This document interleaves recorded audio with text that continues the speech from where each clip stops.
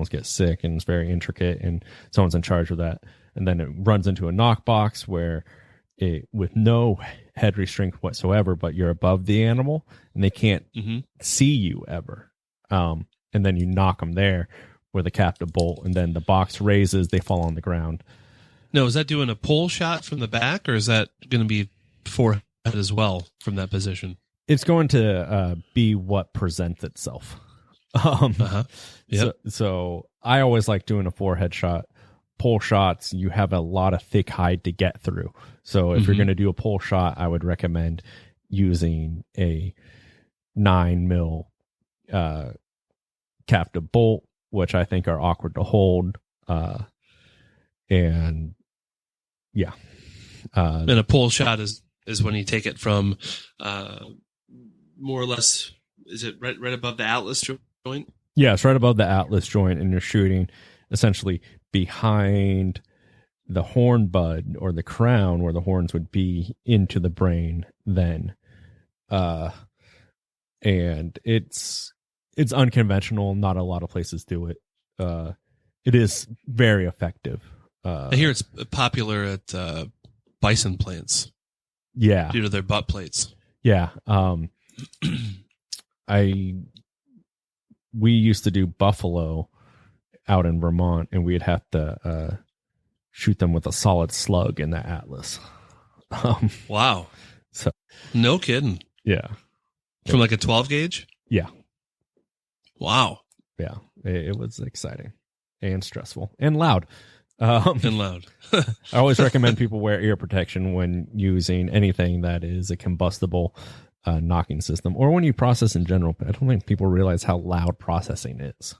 That's true. Ambient noise is a degenerative thing. Yeah. And then when working, when I did farm slaughter that was under USDA inspection on a mobile, we had a beautiful squeeze chute, but we'd run them through, and we'd leave the opening at the end wide enough for their head, but smaller than their shoulders. And then as soon as their shoulders hit, you squeeze that animal, lock the head down, and then squeeze the sides. Now, if you're listening to this, you're probably somewhat familiar with our industry, and if you're not, I'm sorry, and you may not know what we're talking about.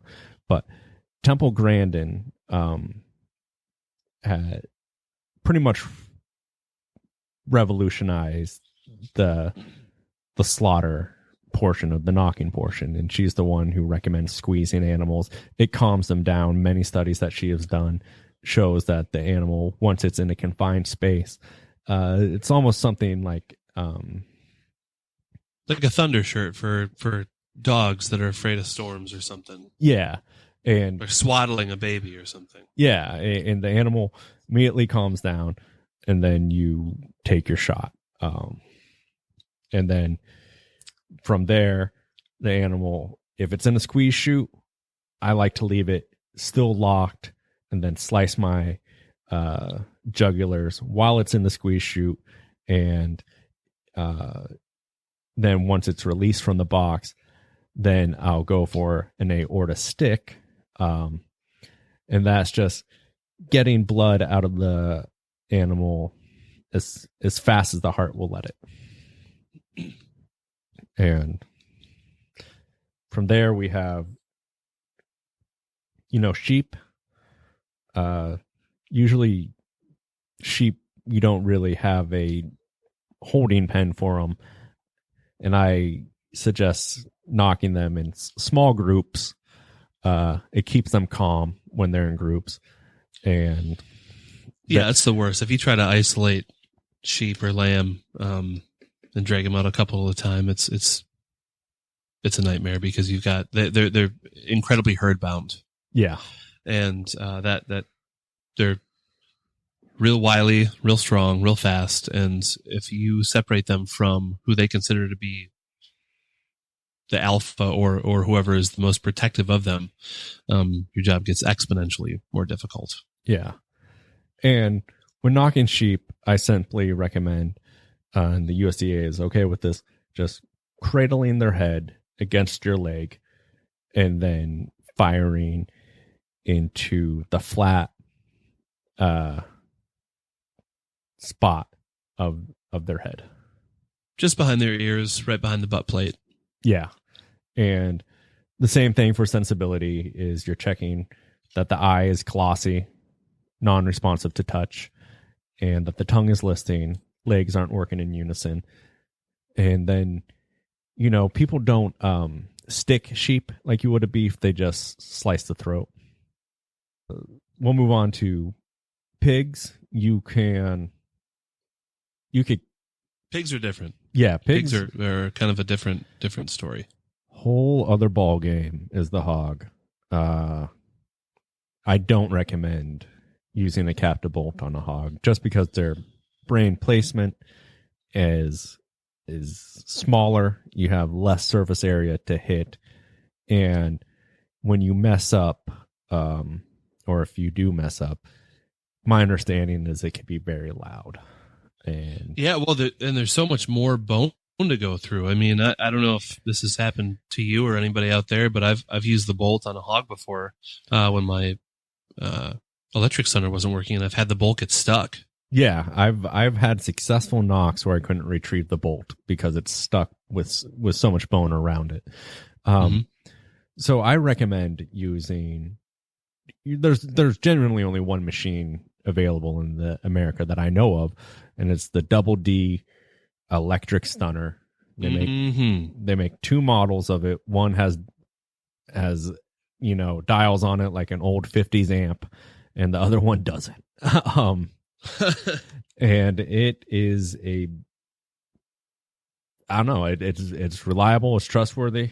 That being said, I've had one crap out on me several times. I was there for one of those times. Yeah, it's a red box with a cord going to, we call it the wand. And the wand is a piece of plastic with a button on it with two prongs coming off of it with little spurs on it like on a shoe. And those prongs and spurs, what you need to do is wet the animal first with tepid water. Then place that behind the hog's ear at the same time pushing the button. And the machine will automatically start an 8-second count or whatever you set it to.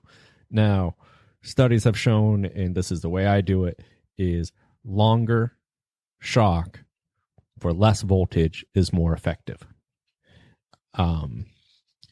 I had a third-party audit come out to a plant I worked at and trained all of us in humane handling. The program was the Wagner program, which was helped set up by Erica Wagner in relations with Temple Grandin. These people knew what they were talking about. They ended up taking a bunch of pictures of this whole process. So when I was trained in my humane handling, I would stun a hog. I would have a veterinarian check vitals, like put a stethoscope to the heart in between stuns to make sure that I was doing it correctly.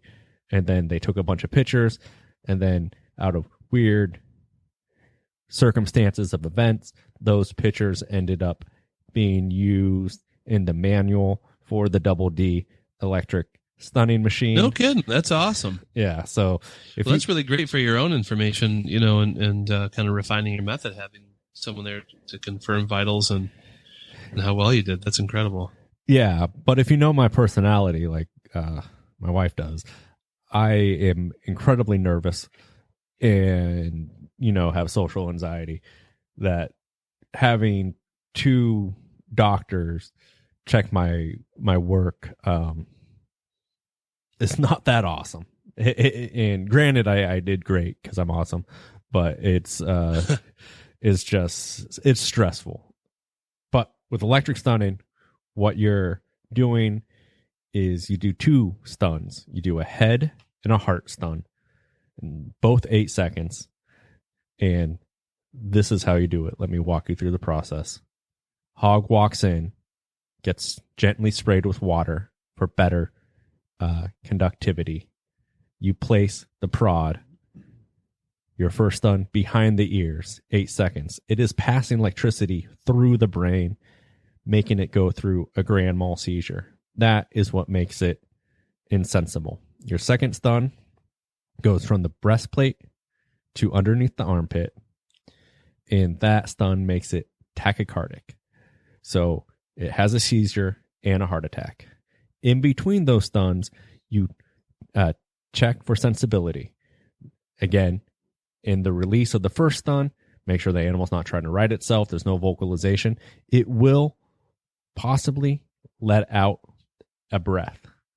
But if it doesn't draw in rhythmic breathing, you're fine. The eye will blink. But what you don't want is the blinking to be in reaction to its environment. That if you put a hand above its eye, that it's not tracking your hand, or it's not blinking in reaction to you.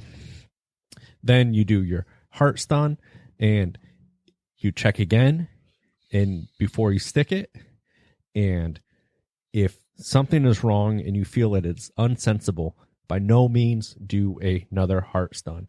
That is going to act like an EKG machine and possibly bring the animal back to life.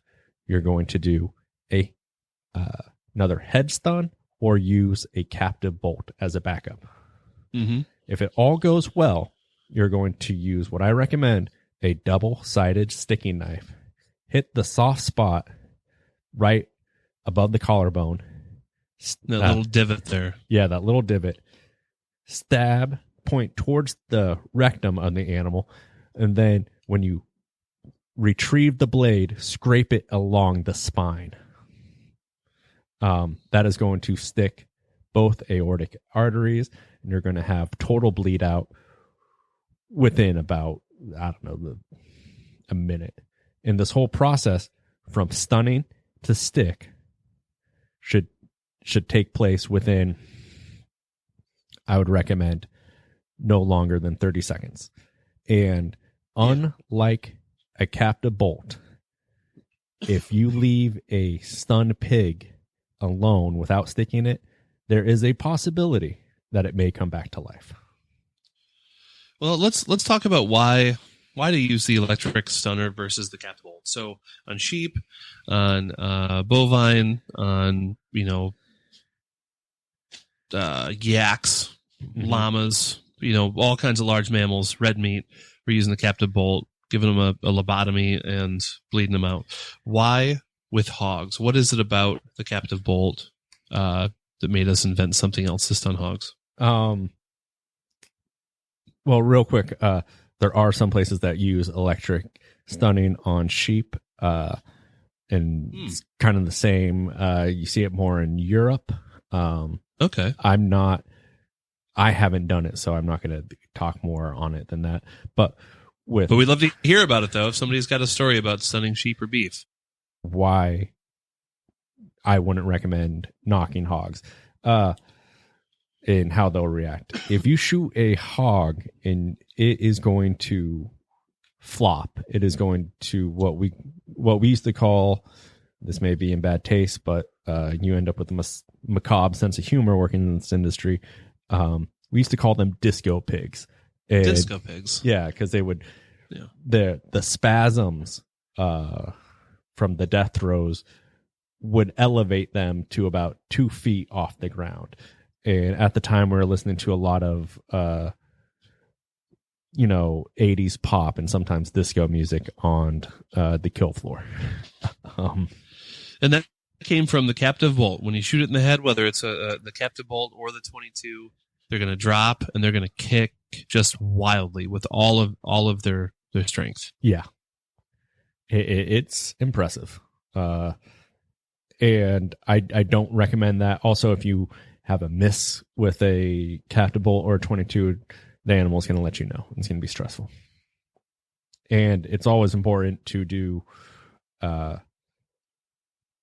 humane handling. These animals are giving their lives for us to enjoy them. They only exist because we breed them. So it's our responsibility to give them the respect of a